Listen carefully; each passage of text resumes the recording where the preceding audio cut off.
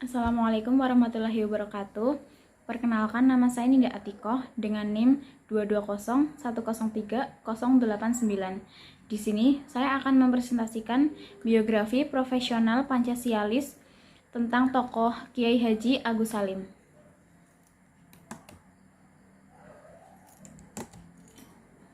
Latar belakang. Pada tahun 1945 sampai 1950 merupakan fase bangsa Indonesia berada di tahap awal, yaitu bagaimana Indonesia harus mempertahankan kemerdekaan serta mampu menjadi sebuah negara yang mandiri, terbebas dari penjajahan bangsa asing. Ketika kebanyakan para pejuang bangsa berusaha untuk mempertahankan Indonesia melalui perjuangan bersenjata, perjuangan lain dilakukan oleh Kiai Haji Agus Salim yang lebih memilih untuk berjuang melalui diplomasi. Biografi Kiai Haji Agus Salim. Agus Salim adalah seorang pemimpin, pejuang, jurnalis, ulama, guru, politisi, negarawan, diplomat, ahli pidato, pujangga, serta seorang pemikir. Sejak kecil, Agus Salim sudah terkenal cerdas luar biasa. Bayangkan saja, ia menjadi lulusan terbaik HBS se-Indonesia Belanda. Selanjutnya, latar belakang kehidupan Kiai Haji Agus Salim. Kiai Haji Agus Salim lahir dengan nama kecil Masyudul Haq, yang berarti pembela kebenaran. Adalah seorang putra dari Sultan Muhammad Salim dan Siti Zainab. Sang ayah terkesan oleh nama Masyudul Haq, tokoh utama yang sedang dia baca. Ayahnya adalah seorang jaksa atau jaksa kepala di Pengadilan Tinggi Riau dan daerah bawahannya. Kedudukan ayahnya sebagai kepala jaksa bagi penduduk pribumi termasuk berkelas dan terhormat. Inilah sebabnya Kiai Haji Agus Salim bisa menempuh pendidikan di ILS atau European Language School yang menurut kebiasaan hanya menerima anak-anak keturunan Eropa saja. Setelah menempatkan studi di ILS, ia melanjutkan studinya di HBS atau Hooger Burger School, sekolah yang juga rata-ratanya adalah orang-orang Eropa. Dengan kondisi keluarganya tersebut, Kiai Haji Agus Salim relatif memiliki pemikiran yang terbuka dan menyadari pentingnya kemajuan zaman dengan pendidikan. Selama menempuh pendidikan di ILS dan HBS, Haji Agus Salim menjadi populer di kalangan teman-temannya karena kepandaiannya dan prestasinya di sekolah. Sejak kecil, ia memang dikenal sebagai seorang yang cerdas. Bahkan di usianya yang muda, ia telah mampu menguasai beberapa bahasa asing, seperti Belanda, Inggris, Arab, Turki, Perancis, Jerman, Jepang, dan Spanyol. Karena kedudukan ayahnya pula, akhirnya Agus Salim berhasil mendapatkan persamaan status sama dengan orang Eropa, atau istilahnya mendapatkan status Gleichgestellt yang pada waktu itu sangat mustahil bagi orang pribumi sepertinya dapat memperoleh status tersebut. Harapan Haji Agus Salim untuk mendapatkan beasiswa sekolah kedokteran di Belanda kandas karena dia seorang pribumi. Hal inilah yang membuat Kiai Haji Agus Salim kecewa dan membenci pendidikan Belanda, sehingga kelak ke depannya anaknya tidak ada yang mendapatkan pendidikan Belanda dan mendapatkan pendidikan homeschooling bersama dengan istrinya. Setelah keinginannya untuk sekolah kedokteran di Belanda kandas, datang tawaran dari Snok Hoogrange untuk mendapatkan posisi sebagai konsulat Belanda di Jeddah, Arab Saudi. Pada tahun 1906, Haji Agus Salim memutuskan berangkat ke Jeddah untuk bekerja sebagai konsulat Belanda sampai 1911. Setahun kemudian, tepatnya pada 12 Agustus, Kiai Haji Agus Salim menikah dengan Zainatun Nahar Al-Matsair. Sebagai pemikir agama dan politik, Kiai Haji Agus Salim memiliki bakat mengarang. Banyak karya yang dituangkannya melalui tulisan.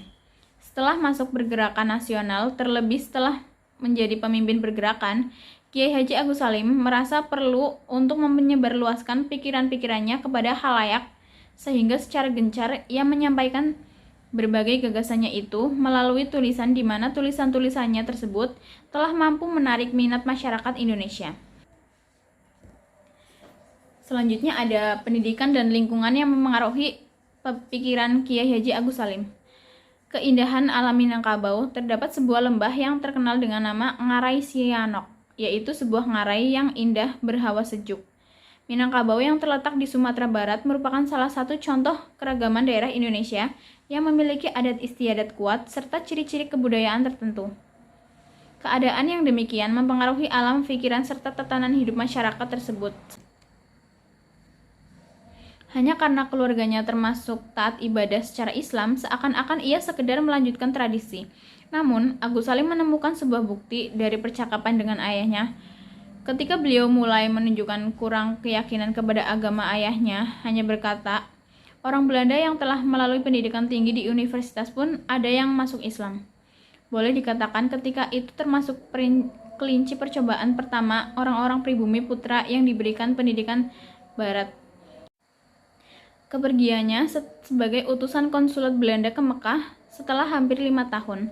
Kiai Haji Agus Salim bekerja jadi penerjemah, mengurusi jamaah haji di Mekah, dan ia memanfaatkan kesempatan itu untuk mendalami ilmu agama Islam pada Syekh Ahmad Khotib yang berasal dari Indonesia. Alasan Agus Salim tidak memasukkan anaknya dalam pendidikan Belanda adalah karena kekecewaannya terhadap Belanda yang dulu pernah menolak permintaannya untuk mendapat beasiswa guna meneruskan pendidikan pada jurusan dokter ke Belanda. Padahal, Agus Salim kala itu adalah pelajar pribumi yang berprestasi. Bersama istrinya, Agus Salim meyakinkan dirinya bahwa meski anaknya tidak mendapatkan pendidikan Belanda, ia bertekad bahwa kualitas anaknya juga tidak kalah dari mereka yang mendapatkan pendidikan Belanda. Agus Salim merasa jika orang-orang pribumi menerima didikan Belanda, maka mereka akan kehilangan identitas diri. Pada akhirnya, mereka lupa bahwa Belanda adalah bangsa penjajah yang mesti dilawan. Di bawah didikan Agus Salim, anak-anaknya memang tidak menerima pendidikan formal, namun anak-anak tersebut justru menjadi manusia merdeka yang cerdas, yang mampu berkonfrontasi, yang beradu dengan argumen dengan orang-orang Belanda. Selanjutnya ada pemikiran Kiai Haji Agus Salim tentang Islam dan negara. Masalah agama dengan politik kerap sekali menjadi perbincangan dan memunculkan perdebatan pendapat. Dalam hal ini, Kiai Haji Agus Salim berkata, campur atau pisahnya agama dengan politik kerap menjadi perbincangan dan menerbitkan perbedaan. Ada kalanya, pihak yang memenangkan menghendaki adanya suatu peraturan, kemudian pihak yang berkuasa memasukkan paham agamanya ke dalam hukum dan peraturan negeri dengan pendapatannya memaksa orang-orang berlainan agama dan menurut terhadap paham pihak yang berkuasa waktu itu. Dan dengan itu melanggar salah satu pokok yang besar dalam agama, yaitu bahwa agama tidak membenarkan dan tidak menghendaki paksaan sebagaimana diajarkan dalam tiap ayat Al-Quran. Menurut Agus Salim, bahwa kemunduran umat Islam salah satunya ialah kekeliruan dalam menafsirkan ajaran-ajaran Islam. Agus Salim mengatakan bahwa Islam bukanlah Islam yang statis dan dinamis, tidak beku, tetapi dapat mengikuti zaman sesuai dengan perkembangan zaman. Dasar Islam tidak boleh diubah, tapi pelaksanaan masyarakat harus mengikuti kemajuan zaman. Pandangan Agus Salim bahwa manusia harus hidup dilandasi dengan tauhid yang teguh, kemudian bertakwalah kepada Allah, dan yang demikianlah akan memelihara hidup manusia. Jika dikaitkan dengan perkembangan yang terjadi dari akibat-akibat pendidikan Belanda, bagi mereka yang memandang agama dari segi realitas yang ada pada waktu itu, maka sangatlah berbahaya dan mengkaburkan pengertian agama yang sebenarnya. Oleh karena itu, umat Islam Indonesia mulai melakukan perubahan-perubahan penting dan pembenahan guna mendapatkan sistem dan metode perjuangan yang lebih baik dan teratur. Pemikiran Agus Salim tentang Islam adalah dari segi dimensi, Islam diposisikan sebagai sumber acuan dalam menanggapi berbagai hal yang Agus Salim temui. Untuk melihat bagaimana peranan agama Islam dalam bernegara, menurut pemikiran Kiai Haji Agus Salim, terdapat pendapat-pendapat dari beberapa tokoh yang mengenal Haji Agus Salim. Ahmad Syafi'i Ma'arif mengutarakan pertanyaan dan pendapat yang disampaikan dari Muhammad Rum Murid tentang bagaimana jawaban Haji Agus Salim bila ditanya tentang persoalan Islam dan negara. Ada 3 perkara yang dikemukakan Haji Ahmad Syafi'i Ma'rif, yaitu yang pertama, Haji Agus Salim telah mampu melihat bahwa penciptaan suatu negara Islam di tengah-tengah masyarakat yang lebih 90% lebih buta huruf tidak akan berjalan baik. Fondasi yang kokoh, religio atau intelektual mutlak diperlukan untuk berguna sebuah negara Islam modern. Yang kedua, barangkali Haji Agus Salim juga dalam suatu segi dapat mengikuti jalan pikiran pihak nasionalis bahwa sebuah deklarasi negara Islam dapat pada saat-saat kritis masa itu dapat memperlambat pencapaian kemerdekaan dan sebagian kelompok minoritas yang dominan di bagian-bagian yang cukup strategis di tanah air kita. Yang ketiga, kenyataan imbangan kekuatan dalam BPUPKI yang hanya berjumlah 20% saja dari 68 anggota yang mendukung ide negara Islam yang kalau dipadukan tidak memungkinkan pihak Islam untuk menang secara demokratis, tetapi demi menjaga persatuan umat, Haji Agus Salim memilih lebih banyak diam tanpa menghalangi banyak para kiai. Agus Salim, peran agama Islam bernegara disebut ditanggapi oleh Rum sebagai berikut. Menurut pengertian saya, begitulah kira-kira alam pikiran Haji Agus Salim. Karena itu, maka asumsi tersebut kira-kira sudah betul. Dalam pada itu, saya tidak dapat pula mengecek sebab Haji Agus Salim juga tidak pernah menuliskan pandangannya dengan tegas. Kemudian, Muhammad Rum menceritakan bahwa pada saat Panitia 9 menyampaikan Jakarta Charter kepada sidang pleno, maka Haji Agus Salim berbicara seperti berikut. Terimalah hasil ini adalah kompromi yang tercapai dengan susah payah antara golongan nasionalis, yaitu Soekarno, Muhammad Hatta, Muhammad Yamin, Maramis, dan Supomo, dan golongan Islam Haji Agus Salim, Ki Bagus Wahidin Hashim, K.H. Muzakir.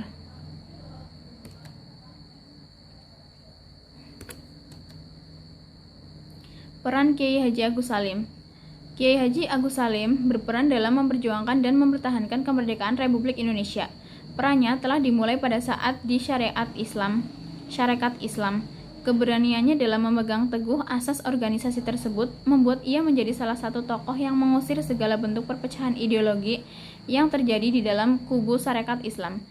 Ide-ide dan pemikirannya di Syarikat Islam seperti adanya penerapan disiplin partai dan penerapan politik hijrah membuat ia cukup diperhitungkan dalam kancah perpolitikan Indonesia pada saat itu. Perannya pun terus berlanjut hingga menjelang kemerdekaan. Ia menjadi salah satu tokoh penting dengan sumbangsih pemikiran nasionalisme Islamnya yang berhasil mempengaruhi beberapa keputusan. Selain itu, ia turut andil dalam berbagai kepanitiaan menjelang kemerdekaan seperti BPUPKI, Panitia 9, serta Panitia Penghalus Bahasa. Selanjutnya, ia dipercayakan untuk memangku berbagai jabatan dan memimpin berbagai misi diplomatik yang dilakukan Indonesia untuk mencapai kedaulatannya. Misi diplomatik yang dilakukan dan dipimpin oleh Kiai Haji Agus Salim ini berhasil membuat Indonesia mendapatkan kedaulatannya dari berbagai negara di Timur Tengah. Perannya yang signifikan ini berhasil memberikan warna tersendiri dalam perjuangan bangsa Indonesia dan membuat ia menjadi salah satu tokoh membawa Indonesia mencapai kemerdekaan kedaulatannya. Terima kasih. Sekian dari presentasi saya. Jika ada kekurangan dan kesalahan mohon dimaafkan. Wassalamualaikum warahmatullahi wabarakatuh.